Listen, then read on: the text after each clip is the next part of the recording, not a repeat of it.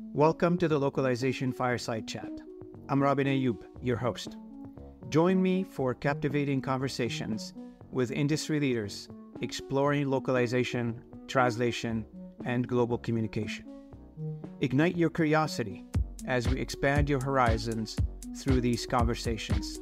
So let's dive in together into the Localization Fireside Chat. Good afternoon, everybody, and welcome to the Localization Fireside Chat. My name is Robin Ayub. I'm the founder of this podcast and YouTube channel. We're an independent channel. We're not influenced by anybody. This is a self-initiative I started a few months ago, and thanks to all of our listeners and audience, we just surpassed the 85,000 views on YouTube. So we're celebrating this today, and we got about 30,000 downloads on all of our podcast channels. So thanks to all of you for making us this young channel a success. And I really appreciate everybody listening in and tuning in to our conversation.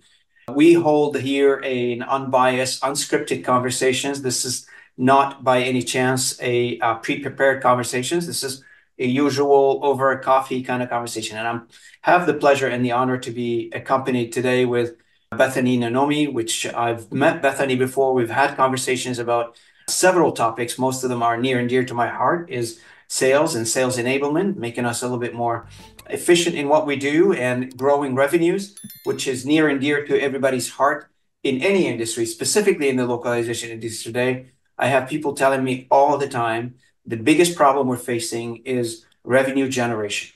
And this conversation, hopefully it helps somebody in giving them ideas and how to drive revenue forward by making us all a little bit more efficient. So Bethanie, welcome to the channel. And I'm very happy to have you with me today on this important topic. If you don't mind, for the audience, Bethanie, introduce yourself. Thank you, Robin. I'm super excited to be here. So my name is Bethanie Nonami, and I am a sales team trainer. So I've worked with sales teams for the last 25 years, and recently focusing on how can we make more money in less time, because we have the pressure to deliver the sales volume. We have to meet the clients. We have to network and prospect and follow up.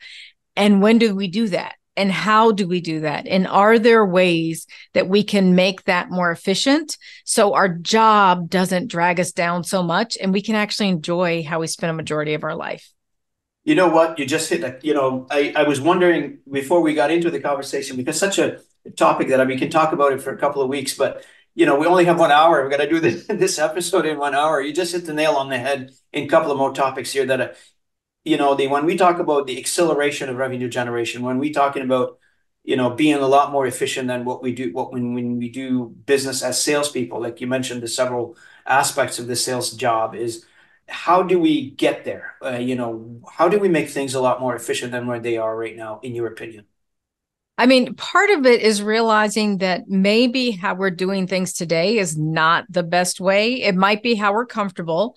It might be what we're used to, but there's often a better way, whether it's a process, whether it's delegating, and it doesn't mean we're giving away everything that we do, but there are so many parts of what we do that we feel like we can do the best. So we take it and we do it, and then we're exhausted and we don't have any time to do anything else. So how can we look at the process that we have today? And is there a better way? Is there a process better way? Is there a technology better way? How can we make that better? And just being open-minded to maybe there is a better way, and maybe we can figure that out and get some help if we can't.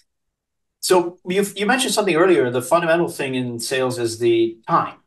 If time was not a factor in the sales job, then probably we don't have a problem. Right. But since we are talking now in the early December, December 4th on a Monday, and January is upon us, and most sales calendars start in January. So right. and we're up against that dead end at the end of the year, which is the 31st of December, and the clock starts to tick in January. What an opportunity right now to start talking now. We should have talked actually early in the last quarter, but now it's good time as any to talk about how do we prepare for that January 1st, that when the clock starts to tick on the 24th, the 2024 calendar, in terms of meeting our goals, meeting our quotas as sales teams. So, and the opportunity here is for all of us to learn something new, but at the same time, the objective for all of us as sales team is to put more opportunities in, put more goals in, put more prospects in the funnel, and see by the end of the year how many of those have I closed, and did I close enough to meet my quotas? Right. So how do we do that? How do we do more with less, basically? So I think there's a couple of things. I think sometimes we are so focused on our current pipeline that we lose sight of the people that we've talked to and nurtured in the past. So I think there's an opportunity in December specifically for low-hanging fruit because everybody's slowing down, everybody's planning, but sometimes you have a window right now to follow up with people that you met 2 years ago. You can look at your calendar and we'd be amazed how many meetings we take. And sometimes it's not the right time at that moment. We might have the customer that has the problem. We might have the perfect solution, but timing wasn't right. They had things going on with their boss or their team that just took their attention away. So I think December is a great time to get back in front of everybody that you've talked to, going back even 2 to 3 years. So I think people lose sight of the fact that at any given time, 1 to 3% are buying, 1 to 3% are looking for a car, 1 to 3% are shopping for a dog, 1 to 3% are looking for a TV. That means that the other 97 to 99%, it just wasn't the best time. So it wasn't that it wasn't you and it wasn't meant to be you. It just was timing. But our buyers are busy. So they're not going to think about us 2 years later and be like, oh, I really need to call Robin because I remember that thing he said 2 years ago. And I said, one day I'm going to have the money. And we kind of realized that after we've talked to a person, they said, it's not the best time, but we'll look at it later. Sometimes we kind of get our feelings hurt a little bit and we lose our confidence a little bit and we have to dust ourselves off and stand back up. But that wasn't a no. That was just maybe not right now.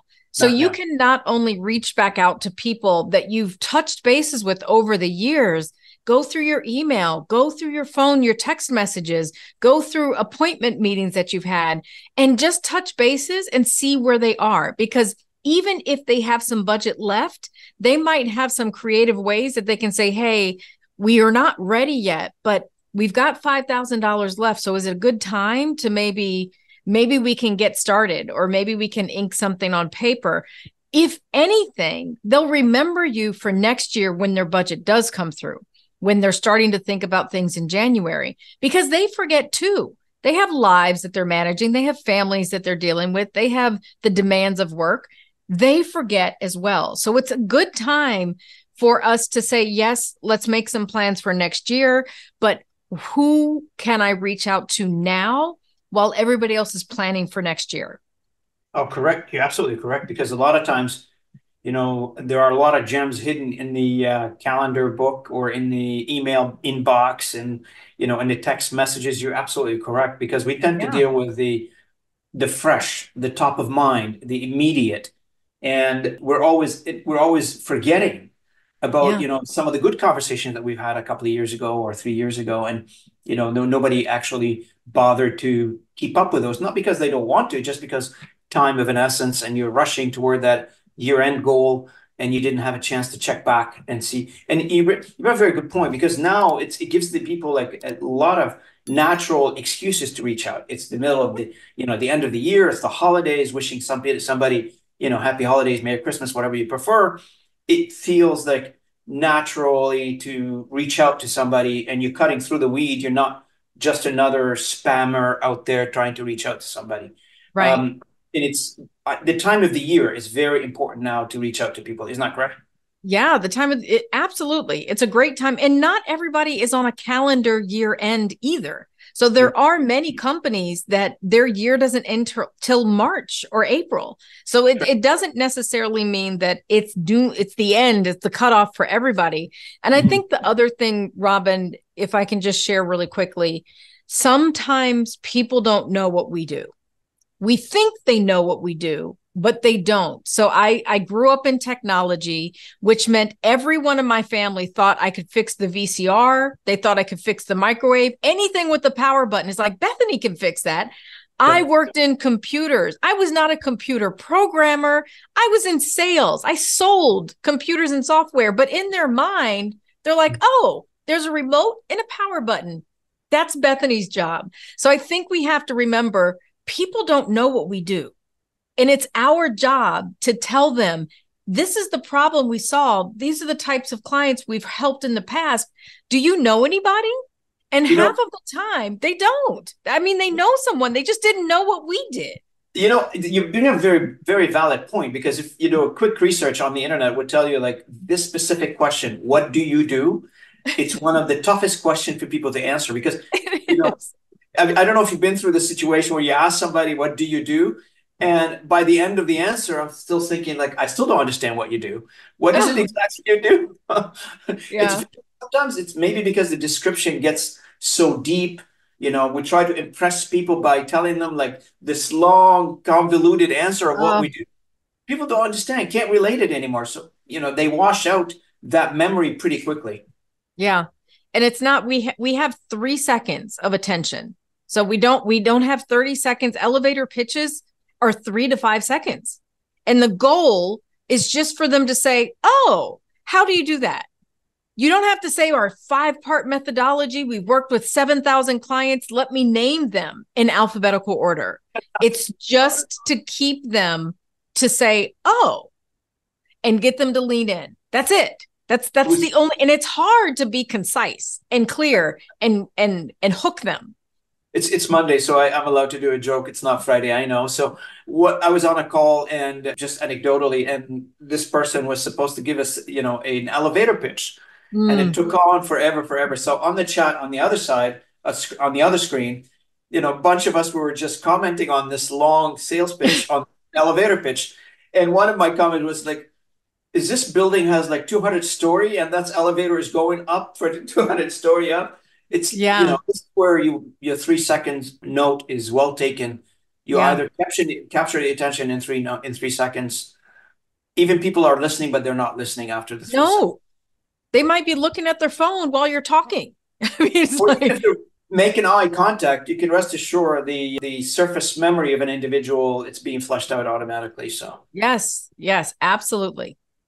So let's talk about, now that we set the stage of what this conversation is about, let's get into the mechanics of it. And I know you and I have talked about a salesperson's desire is to reach out more people, to take less time to take notes, to compose an email, and especially now with the current situation of all the tools that are available, which we're making a huge amount of progress. And I know you and I have talked about a few of those in the past, in terms of making the salesperson's job focus on what's real, making that human contact, take away all the other elements of administrative stuff that most people don't like doing, like logging on expenses and expense reports, or taking notes in a meeting and summarizing a meeting, or, all that stuff now can be auto-generated. Am I correct on this one?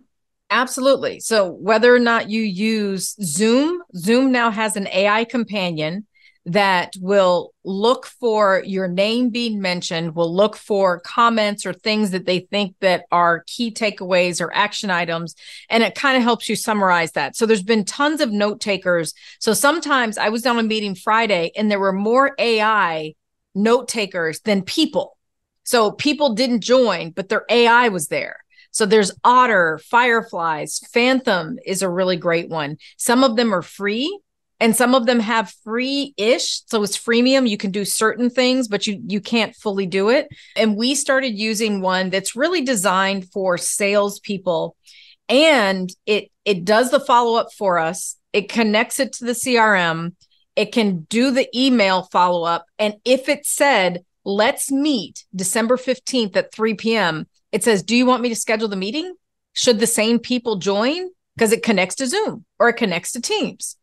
So it helps with some of that follow-up, because if our job is to be on the phone all day, whether it's with our team or with our clients or with our prospects, there's always follow-up. There's always something to do when you get off the meeting.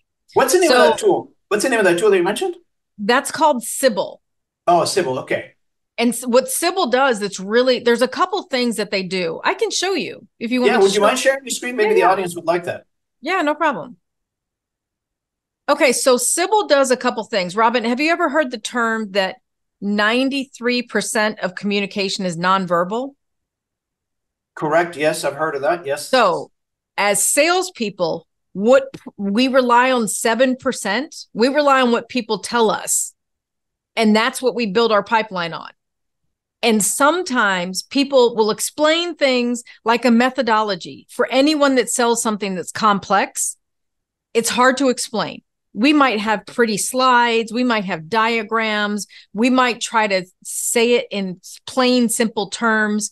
But we ask everybody, do you have questions? And everybody's like, oh, no, that's great. Well, then I look at my Sybil meeting notes and it says, oh, when you presented your methodology slide, 6% understood and 94% of the people were lost. Nobody said anything. So nobody wants to be embarrassed. Nobody's going to be the first person to admit I'm lost. Sometimes you'll get buyers that are honest and transparent and there's no filter. But if we're counting on people saying, oh, this is great, and they're not even looking at the screen, they're distracted. So what Sybil does, so here's my notes. So can you see my screen, Robin? Yes, I do. Yes, thank you. So it talks about my notes. It gives next steps by the people that are on there. It says what percentage of talk time, what engagement, what her interests are, what her pain points are, and then it categorizes it by person. So this is just like the meeting summary. What happened during the meeting? I can say AI follow-up. It can connect this to HubSpot, Salesforce, my CRM by person and say, hey, Bonnie was on this meeting and these are the things that she's concerned about. These are her takeaways.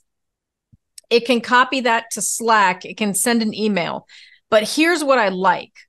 I can see if people are engaged, if they're nodding, if they're in agreement. And I can so I can look at this part and it's like, oh, there's a lot of red. There's a lot of red for everybody around this time. What was I talking about? What were we going over? So I can see when I'm losing people, like during the conversation. Very helpful. It's extremely helpful. The other two things that Sybil does is if I have a presentation, if we're sales reps, we have a slide deck. Get through the slides. You have to get through the slides. And we go through those slides. And then I can get feedback on whether or not the slides were understood and whether or not my deal is at risk because nobody was paying attention. The pricing slide, everybody was disconnected. They were confused. They were frustrated. I can't, unless I've been trained on psychology or human behavior or body language, I'm not going to know what that looks like. Right. I'm not going to know to listen to their tone of voice or to look at their body language and say, oh, Bethany is uncomfortable. I don't know. You're right. So it just helps me with the things that I just may not understand. Such a great tool to give you insights on what's working, what's not working with your audience. Now, when you highlight that red portion on your what looks like a heat map of the conversation, could you drill down on what you have been saying? Yeah. So if I look at this part of the conversation, I see what you mean. Yeah. It'll take me to that portion of the meeting and I can kind of see what was going on. Okay. Got it. But if this were a presentation and I had slides and things like that, I would see the exact slide I was sharing, the exact screen I was on where everybody was just like checked out. Because a lot of times salespeople, we go into a conversation, we think that people understood what we want to say, but reality is, no, it didn't. And it didn't. Right. So there's a couple things that you can also do with Sybil. So I can send snippets. So say I'm a sales rep and I have a call script and I'm supposed to follow that script. And I know how to respond to objections. If for whatever reason I had a hard time, the client was pushing back, they just didn't seem to, no matter how I tried to explain it, they were confused and I just didn't feel good about that part of the call. I can kind of trim that part of the call and send it to my manager and say, I need help overcoming this objection because I tried all the responses and they were still confused. They were still lost. They still pushed back. Pricing. anything like that, timing, past success. So I can send snippets to different team members to just say, hey, this is going to be a problem, or hey, I need your support, or hey, we need to reach out to the client. So we don't have to just use this in sales. It can be customer service. It can be customer support. And not necessarily just communicate the problems. I'm assuming you can also, what's good is you can communicate what worked. And what worked, maybe we need to amplify, do more of, and we need to learn from what did not work and try to improve it. Yes. Now, Sybil is not real time. I have to wait for the meeting to be over to get this analysis. Correct. There are tools that are real time, like Attention and Gong. But for those are really designed for bigger sales teams that have knowledge bases, that have sales scripts that say, for a qualification call, these are the questions you ask. But what that does is it listens in real time. And it'll say, okay, Robin, you've been on the phone for 15 minutes. You've got 5 minutes of the call left, and you still have 3 questions to ask, because it hears that you didn't ask the question. You might have someone that's really chatty and you're trying to ask the questions, but they're just controlling the conversation. So that's great for sales teams that know their sales process and says, okay, this is how we qualify. This is how we close. This is how we overcome objections. And you feed all of that into the system. And then it's like a sales coach and mentoring your sales reps directly on the call. Yeah. So there's a lot of things like that are just, I think people have this perception that anything that's driven by AI is going to be a threat and it's going to replace us and it's going to be a problem. But there's so many tools that can just help us as reps sell better and less time and automate some of these things. All of these would be notes that I would have to type up or go through my notebook for the day or go through the copy and paste from the transcript. And it's just a lot. I see so many positive outcomes of this, because a lot of times, we, as sales reps, we tend to talk, and the airtime that we occupy in a conversation sometimes is not appropriate. And I'm one of the guilty ones sometimes, where we talk too much, and we should be listening a lot more than talking. And this gives you a bit of an indication. How much airtime did you occupy? Yes. And I love the talk time. 5, to be honest with you, because instead of looking at it after the fact, you can automatically adjust, which makes it a lot better. Yes, absolutely. So one of the things I would like to mention here to the audience is, look, Bethany and I were no association with these tools. Like, we don't resell them.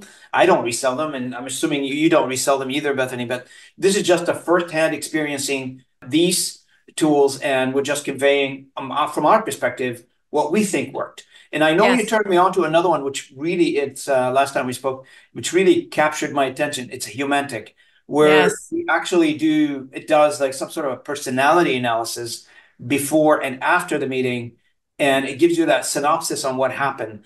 Can you talk a little bit about this one, if you don't mind sharing your screen and turning people on? So Robin, have you ever taken a DISC profile? Do you remember DISC profiles? Oh yeah, I've done a lot of those things. Yeah. So it's like I think there was a time when we were all going to Dale Carnegie training and taking strength finder tests and DISC tests and all of these things, but they work.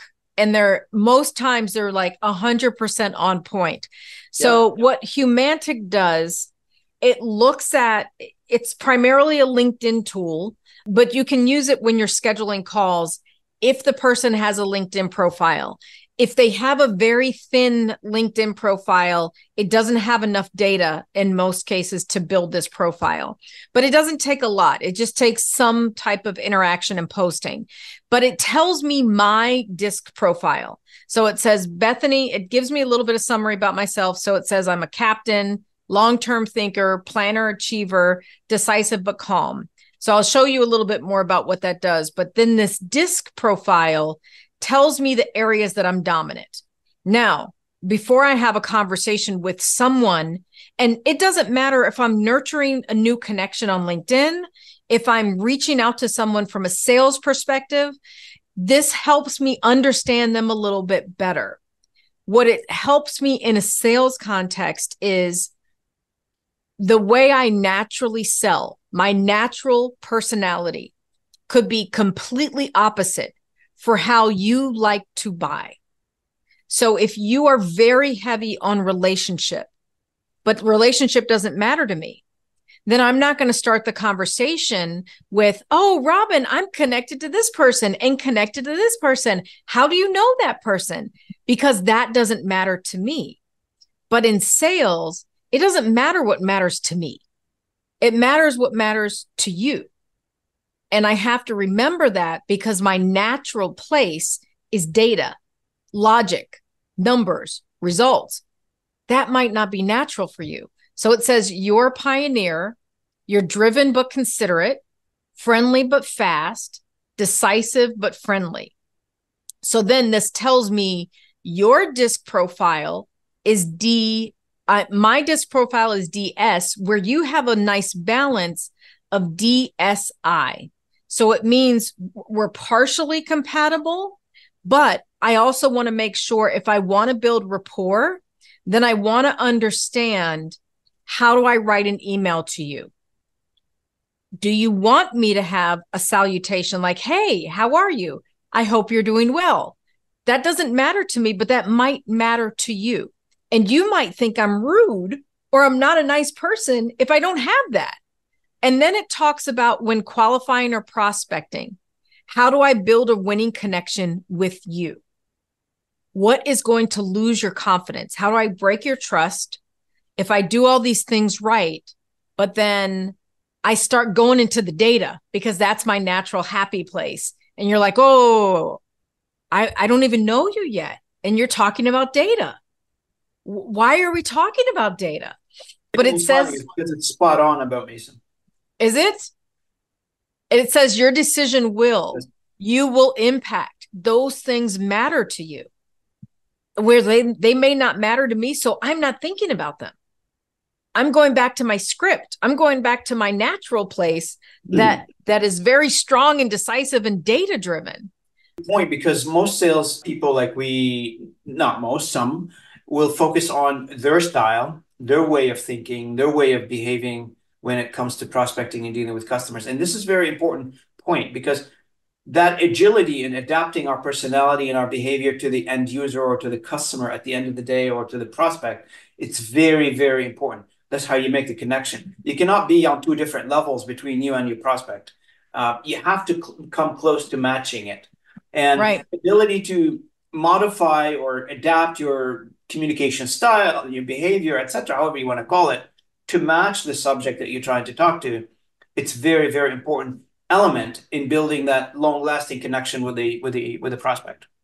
Absolutely. And it's not something we just forget, because it's easy for us to go back to what we're used to doing. Some of the other things that it helps us understand is when we are negotiating and closing. These are the secrets to closing fast. You have to have, it sounds like you want a combination of proof of results and relationship, high level of professionalism. So if I get too comfortable and I'm like, oh, Robin, and I'm making jokes that aren't appropriate, or then that might not be comfortable for you. Nope. And I could lose credibility. I could have the perfect solution, but people buy from people. And there's a lot of solutions that do similar things. So if you have the solution that I want, but I don't personally like you, it absolutely influences whether or not you're going to buy. Correct. And then this is also important as a salesperson. Will I ever get a clear no from Robin? Because you might not want to hurt my feelings, and you may be a friendly, kind person, and you're like, oh, Bethanie's so nice, and it's a great product, but I just don't, I don't want to be mean. So I have to know, if I'm not going to get a clear answer from you, then I can't bank that it's an 80%, 90% confident deal if you're just being nice. And then setting the expectation. Will you move fast? Will you move slow? Are you going to take some risks? Depending on the industry, depending on the solution, there's still risks. We have to remember that when people choose us and are going to give us money, it's a risk. It's a risk to your reputation. It's a risk to your credentials. It's a risk to your track record of hiring great vendors. So we have to remember these things, that it's not just a logical decision. It's very emotional. And understanding some of these things just may help us feel like it's a natural and better buying experience than how we think it should go. Absolutely. This is very phenomenal, to be honest with you. In our industry, there are some people using some of these tools, but the majority, I believe, that can use some of those tools and they should deploy them in a variety of ways to enable better outcome from their sales. And the other thing too, that's most, not just in our localization, but most industries where they are in a category of small to medium enterprise, not a lot of investment in sales for the most part. Some people would have like maybe one or two, maybe 5 salespeople, but you're not going to find an army of salespeople running around in a small to medium enterprise, right? So maximizing and being a lot more efficient in what you have is a very, very very good business decision to make from an entrepreneurial perspective. If you're counting the dollar and cents and you're thinking like, this is how much I'm spending on sales, this is how much I'm spending on operation, the opportunity is to maximize your output for the little amount of dollars that you're probably spending on sales, or the big amount of dollars you're spending on sales. It doesn't matter. But that's the key factor here, is produce more and be more efficient and reach out to more people. Now, one of the things when you talk about reach out to people is, which everybody in sales, either they're starting or in the middle or a brand new budget year, etc., is, and we touched a little bit on this one earlier in the conversation, is go back to your old Rolodex and see who you have not talked to.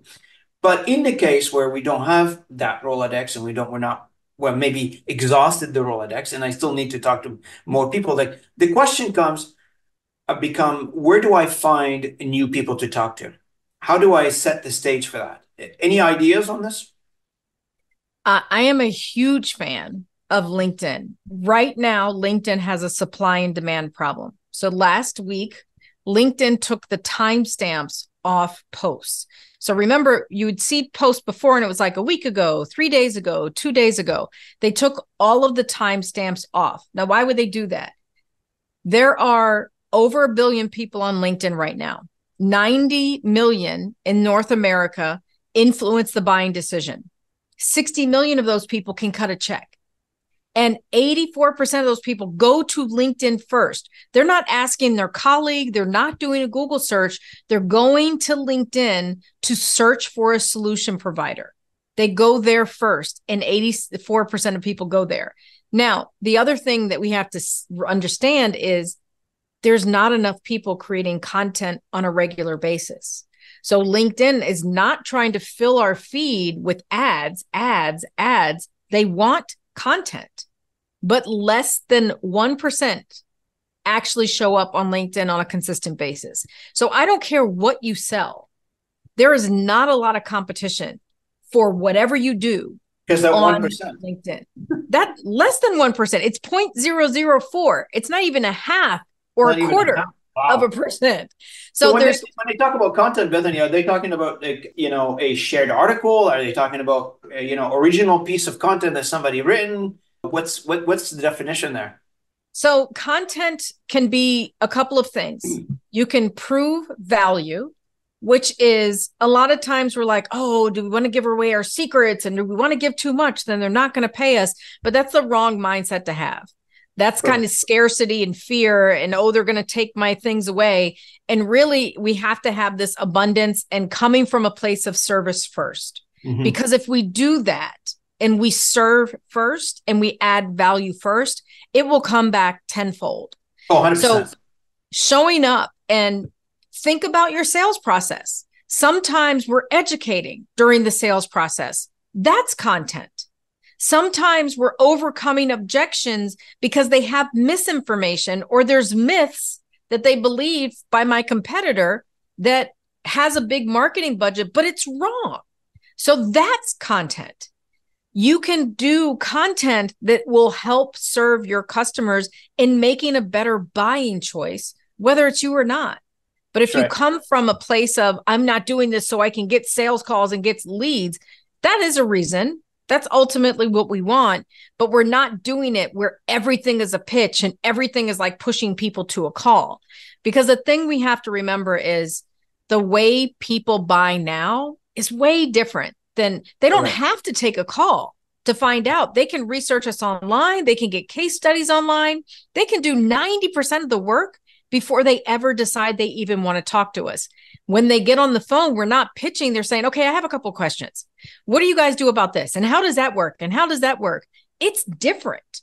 So we have to approach how we sell to support them in their education journey, to support them in their learning, because that's really what they want. Give me information so I can at least learn before I'm ready to even commit to a call. You bring up a couple points here, which, in the past has been adapted from the physical world to the digital world, right? So one of them is sell by education. So it's the soft way of selling by proving the value of what you're trying to do by educating your audience. And the second thing is we've evolved over that, by the way. We don't do that now physically. We used to do them physically. We used to put a bunch of people in the room and bring like some PhD on a certain topic. And then that person will lecture a whole bunch of people and teach them a brand new things.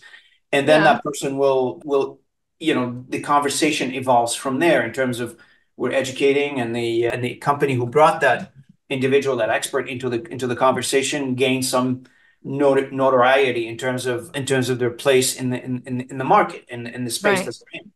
Now we moved from being in a physical world, you don't have to take people anymore to a physical location, and you put that online, LinkedIn and other tools. And then you prove to yourself now, how do I cut through all this noise, all this weed that are out there, and try to become a thought leader in what I do and educate? You bring up a very good point, because a lot of people in the industry where I am, and that's my feeling, are afraid of putting themselves out there. There's a huge, and I don't understand why. And that's why I started this channel. I said, this conversation, I said, why not? What are you worried about? Are you worried about giving your, how you make the sausage, or you make your secret sauce, and people are going to steal that? Do you think people don't know what they need to know to figure out how they do business? They already know that. What's your comment on people they're very worried about, and you can feel when you talk to them, if you face to face with them, they're afraid of looking at you, they're afraid of shaking their hands with you, or whatever it is. It's just crazy. It's, I have not been a big fan of social media in general. I'm a very old school person. So I still write thank you cards. I still read books. I still write everything down in a notebook. I print a lot. So I think that I don't like when people feel like social media is supposed to be the best version of everything and only show success. So, and I think LinkedIn is a good place to show I've learned these lessons. I made these mistakes. These are things that we've done that I wish I would have learned earlier or done better. Yes, you can show success, and yes, you can add value and all of those things. But I think it's so important that we feel safe to show up on LinkedIn. We don't have to be in a 3-piece suit. COVID has completely changed what's acceptable in a web meeting and how we can show up. But I think there's an opportunity that any business, any salesperson, any employee can use LinkedIn as a platform to highlight their expertise in a way that serves their client, in a way that adds value. We all have tons of knowledge that we've spent decades perfecting, and we're going to hoard it and we're going to keep it in. Yeah. Why? Yeah. But that's the intellectual asset that every individual has. And that's where makes us versus each, and it's individualized. It is not a collective thing. And each individual has a .com after their last name. I just think about it that way. Yes. And they become that individual business, if you will, if you want to run that through. And if you're selling, instead of being a product or a service in this case, is your knowledge.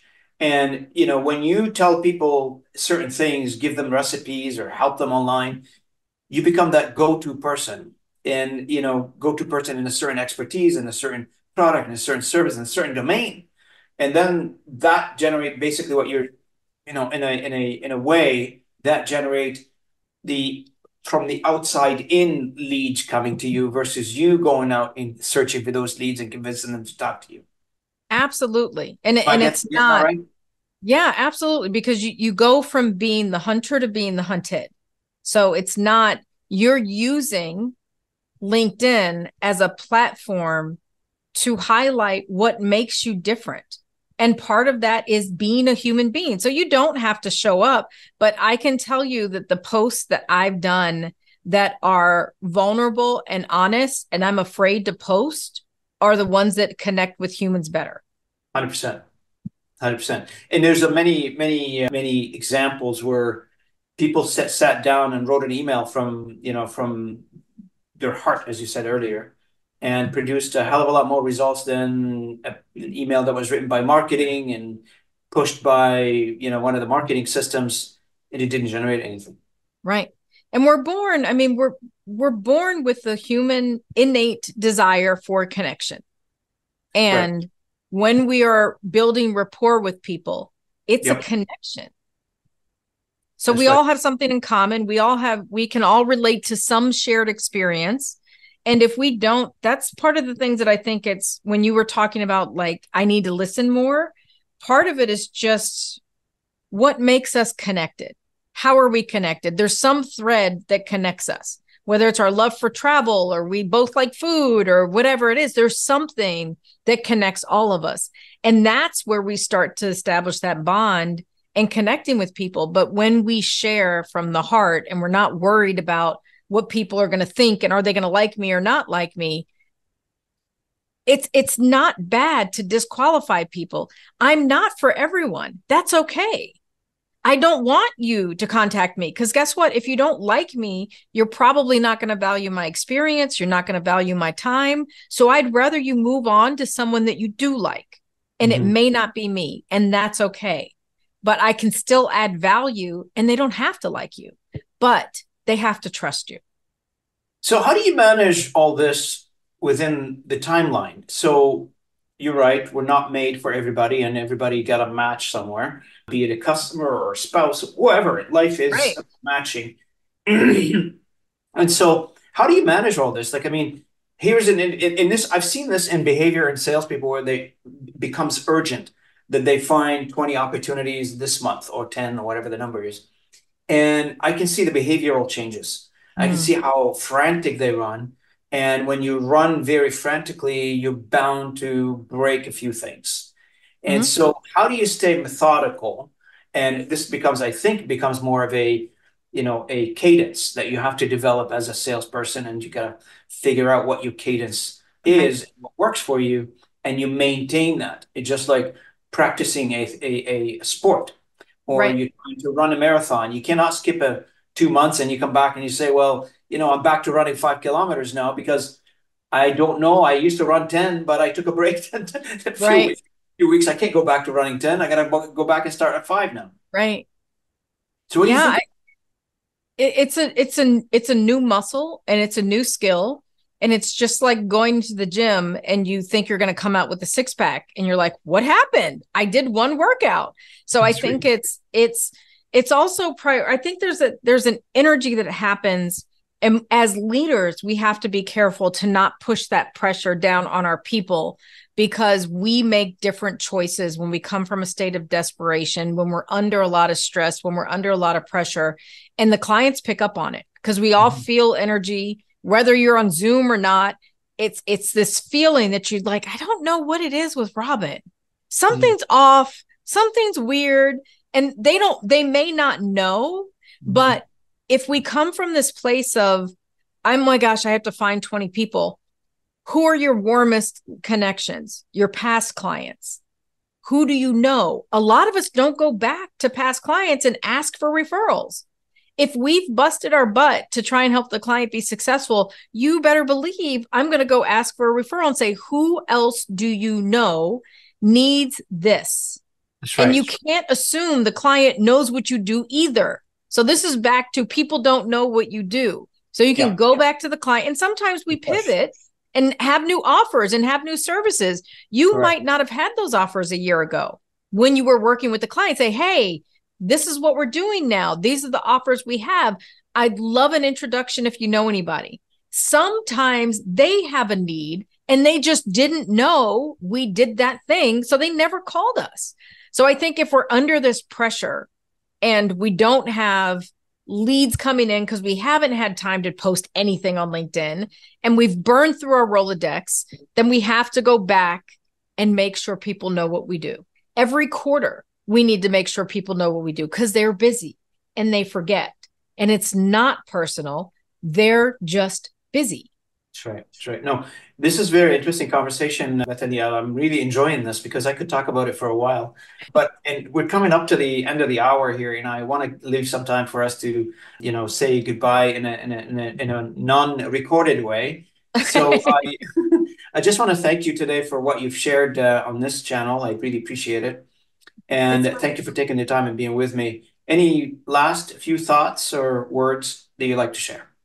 No, I think it's just, as whether you're a business owner or you are working for yourself or working for someone else, I think we have to understand that we have to build up a resiliency. And sales is a new skill for some of us, but it is the one thing that allows us to have freedom and have choices. So cash flow doesn't have to be a reason that we say no. We don't have to say no to our family, to our team, to our community. And we can solve that by getting good at sales. So it is a skill that will serve you for life, whether you're a child and selling lemonade or whether you're selling senior homes. It's just a skill that's transferable into so many aspects of your life. So if anybody's listening, they're like, yeah, I need to get better at sales. You do. It's imperative to the survival of everything. Now it's biased because that's my opinion, and I love sales, but I just think that there's so many talented businesses that go out of business or talented, amazing ideas, amazing things that don't see the light of day because people are afraid of sales. And we have to confront it. We have to know that we're going to be terrible at first, but we have to continue to practice and build the muscle. That's the only way, which means you're going to be terrified. It's going to be uncomfortable. Your brain's job is to protect you. So it's doing its job and you have to work against that and do it anyway. Yeah. But it will pay off. Absolutely. And so for the audience who is listening to this show or this episode and would like to get a hold of you, what is the easiest way to reach out to you? LinkedIn. I know you mentioned that throughout the conversation.